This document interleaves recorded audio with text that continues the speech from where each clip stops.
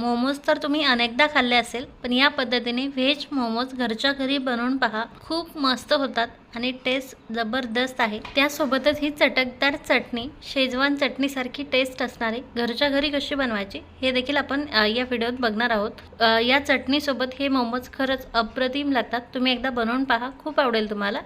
लगेच वेळ वाया न घालवता आपण रेसिपी पाहूया.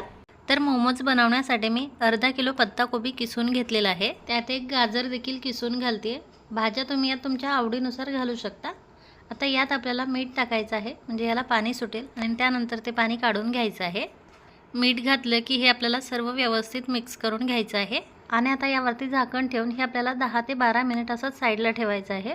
आणि आता लगेच आपल्याला चटणीची तयारी करायची. त्यासाठी मी 3 मध्यम आकाराचे टोमॅटो कुकरमध्ये घातले. 4 ते 5 काश्मीरी लाल मिरची कुकरमध्ये घातले. 2 लसणाच्या पाकळ्या, यात थोडंसं पाणी घातले आणि याच्यात आपल्याला फक्त 3 शिट्ट्या काढून घ्यायच्या आहे. कुकरच्या शिट्ट्या होत आहे तोवर लगेच आपल्याला पीठ मळून घ्यायचं आहे. आता त्यासाठी मी 1 कप मैदा घेतलेला आहे आणि 1/4 कप कॉर्नफ्लोअर घेतलेला आहे. चवीनुसार थोडंसं मीठ घालायचं आहे. कॉर्नफ्लोअर घातल्यामुळे मोमोज वातड होत नाही. यात आता 1 टेबलस्पून तेल घालायचं आहे. व्यवस्थित मिक्स करून घ्यायचं आहे आणि आता थोडं थोडं पाणी घालून आपल्याला हे मळून घ्यायचं आहे. जास्त पातळ मळायचं नाही आणि एकदम जास्त घट्टही मळायचं नाही. याची आपल्याला पुरी लाटता येईल इतपत कन्सिस्टन्सी ठेवायची आहे. करंजीसाठी आपण जसं पीठ भिजवतो ना, तसंच पीठ आपल्याला हे भिजवून घ्यायचं आहे. पीठ छान भिजवून घेतलं मी आणि छान सॉफ्ट करून देखील घेतलेलं आहे. आता यावरती झाकण ठेवून हे थोडा वेळ रेस्टसाठी ठेवते. तोवर आता लगेच आपण पत्ताकोबीकडे वळूयात. पत्ताकोबीने छान पाणी सोडले. आता आपल्याला यातलं हे सर्व एक्स्ट्राचं पाणी काढून घ्यायचं आहे. त्यासाठी मी एका कॉटनच्या रुमालात हे पत्ताकोबी घालते आणि आता यातलं सर्व पाणी असं नितळून घेते. केवढं सारे पाणी निघते तुम्ही पाहू शकाल. हे पाणी तुम्ही कुठल्याही एखाद्या भाजीत वापरू शकता किंवा पीठ मळताना याचा उपयोग करू शकता. तर यातलं सर्व पाणी काढून घेतले मी. आता हा पत्ताकोबी आपल्याला मोकळा मोकळा करून घ्यायचा आहे असा. आता यात तुम्ही पत्ताकोबी आणि गाजरशिवाय इतर दुसऱ्या कुठल्याही भाज्या घालू शकता तुम्हाला आवडत असतील तर. आता लगेच एक कढई गॅसवरती ठेवले. त्यात 1 पळी तेल घातले. तेल व्यवस्थित गरम झालं की आपल्याला 1 चमचा बारीक चिरलेला लसूण आणि अर्धा चमचा बारीक चिरलेले अद्रक घालायचे आहे. हे तेलात आपल्याला थोडंसं परतवून घ्यायचं आहे. गॅस बंद करायचा आहे आणि यात आता आपल्याला अर्धा चमचा डार्क सोया सॉस, 1 चमचा रेड चिली सॉस आणि 1 चमचा शेजवान चटणी घालायची आहे. यामुळे खूप छान चटपटीत टेस्ट येते मोमोजला. आता गॅस चालू करायचा आहे आणि हे एकदा व्यवस्थित मिक्स करून घ्यायचं आहे. आता हे थोडंसं अंगावर उडतं, त्यामुळे हे थोडंसं तळलं गेलं की लगेच आपल्याला यात पत्ताकोबी घालायचं आहे. आता यात मी थोडंसं बीटरूट किसून घालते, पण पूर्णपणे ऑप्शनल आहे. बीटरूट घातल्यामुळे या सारणाचा कलर लाल होऊन जातो. तुम्हाला सारणाचा कलर लाल नको असेल तर मग तुम्ही बीटरूट नाही घातलं तरी चालेल. आता हे व्यवस्थित मिक्स करून घ्यायचं आहे.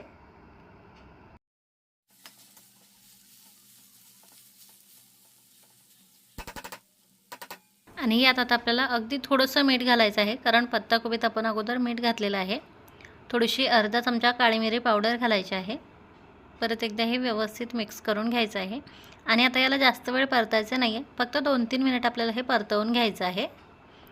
यातलं थोडंसं मॉइश्चर कमी झालं पाहिजे आणि ह्या भाज्या थोड्याशा अर्ध्या शिजल्या देखील पाहिजे. आता याला 2-3 मिनिट परतवून घेतल्याच्या नंतर मोमोजसाठीचं सारण आता तयार आहे. लगेच गॅस बंद केला आहे मी आणि हे आता आपण थंड करून घेऊयात.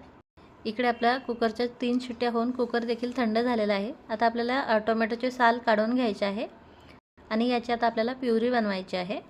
अशा प्रकारे आता या प्युरीपासून आपल्याला चटणी बनवायची आहे. त्यासाठी परत एकदा कढई गॅसवरती ठेवली मी. यात आता अर्धी ते 1 पळी तेल घालायचं आहे. तेल व्यवस्थित गरम झाले की आपल्याला 1 चमचा बारीक चिरलेला लसूण यात घालायचा आहे. थोडंसं अद्रक चिरून घालायचं आहे आणि लसूण आता छान सोनेरी कलरचा होईस्तोवर आपल्याला तेलात परतवून घ्यायचं आहे. त्यानंतर अर्धा चमचा लाल तिखट घालायचं आहे. हे देखील तेलात व्यवस्थित मिक्स करून थोडंसं तळून घ्यायचं आहे आणि त्यानंतर टोमॅटो मिरचीची प्युरी यात घालायची आहे. हे आपल्याला तेलात व्यवस्थित मिक्स करून घ्यायची आहे. थोडंसं पाणी घालायचं आहे. यात पुन्हा एकदा व्यवस्थित मिक्स करायचं आहे. चवीनुसार मीठ घालायचं आहे आणि आता यावरती झाकण ठेवून 2 मिनिट हे आपल्याला शिजवून घ्यायचं आहे. गॅसची फ्लेम लो ठेवायची आहे. हे मिश्रण 2 मिनिट शिजवून घेतल्याच्या नंतर आता आपल्याला 1 चमचा टोमॅटो केचप घालायचा आहे आणि चटणीला छान कलर यावा यासाठी थोडासा बीटरूटचा रस घालते मी. अर्धा चमचा लिंबाचा रस देखील घालायचा आहे. यामुळे छान चटपटीत टेस्ट येते आणि यात 1 चमचा साखर देखील घालायची आहे. आता हे सर्व व्यवस्थित एकदा मिक्स करून घ्यायचं आहे आणि परत 2-3 मिनिट ही चटणी आपल्याला झाकण ठेवून शिजवून घ्यायची आहे। आता चटणी आपली रेडी आहे। किती सुंदर दिसते तुम्ही पाहू शकाल आणि थंड झाल्यावर याला अजून छान कलर येतो। आता लगेच गॅस बंद करते मी। चटणीला टेक्स्चर किती परफेक्ट आलं आहे तुम्ही पाहू शकाल आणि ही चटणी आता एका वाटीत काढून घेते। चटणी थंड झाल्यावर किती सुरेख कलर आला आहे तुम्ही पाहू शकाल। ही चटणी मोमोजसोबत अप्रतिम लागते, तसेच चायनीजसोबत देखील तुम्ही ही खाऊ शकता, खूपच भारी लागते। आता ही चटणी आपण साईडला ठेवूयात आणि मोमोज बनवायची तयारी करून घेऊयात। आता पीठ आपलं छान मुरलेलं आहे, थोडंसं तेल लावून घ्यायचं आहे आणि हे परत एकदा व्यवस्थित मळून घ्यायचं आहे। याचे आता मोमोज ज्या साईजचे हवे त्या साईजचे छोटे छोटे गोळे तोडून घ्यायचे आहे किंवा मग चपातीसारखी मोठी पोळी लाटून ग्लास किंवा एखाद्या वाटीच्या मदतीने छोट्या छोट्या पुऱ्या कट करून घ्यायच्या आणि त्यापासून मोमोज बनवायचे। आता मी छान पातळ अशी पारी लाटून घेते। जेवढी पारी पातळ राहील तेवढा मोमोज खायला छान लागतो। पारी लाटून झाली की आपल्याला सारण भरायचं आहे। आता आकारावर जायचं नाही आहे, तुम्हाला जसे मोमोज बनवता येत आहे तसे बनवायचे आहे। मोदकासारखे देखील बनवू शकता, नसेल जमत तर करंजीसारखे देखील बनवू शकता। मी याला एक साईडने छोट्या छोट्या कळ्याशा दुमडवून घेते आणि दुसऱ्या साईडची जी पारी आहे त्याला अशा चिटकून घेते। मोमोज आपला रेडी आहे। कळ्या चिटकवलेल्या भागाला थोडंसं असं पातळ करून घ्यायचं आहे। मोमोज आता तयार आहे। आकारावरती जायचं नाही कारण आता खूप साऱ्या व्हरायटी आलेल्या आहे मोमोजमध्ये।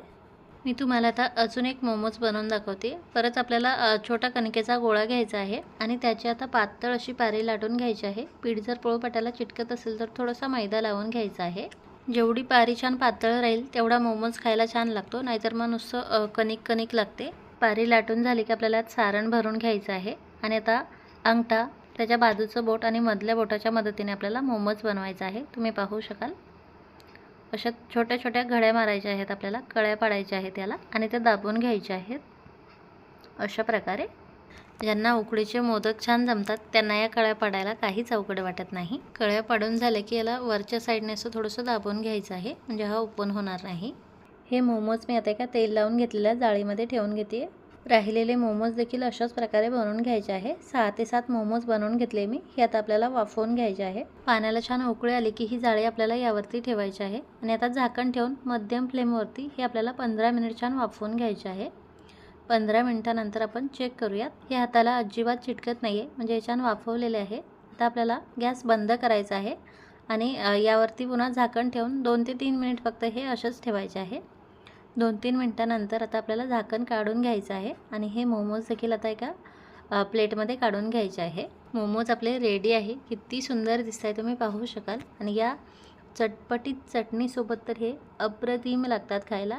किती छान सॉफ्ट झाले मोमोज तुम्ही पाहू शकाल। तर अशा प्रकारे या सोप्या पद्धतीने तुम्ही घरच्या घरी व्हेज मोमोज बनवू शकता आणि खाऊ शकता, खूपच मस्त होतात।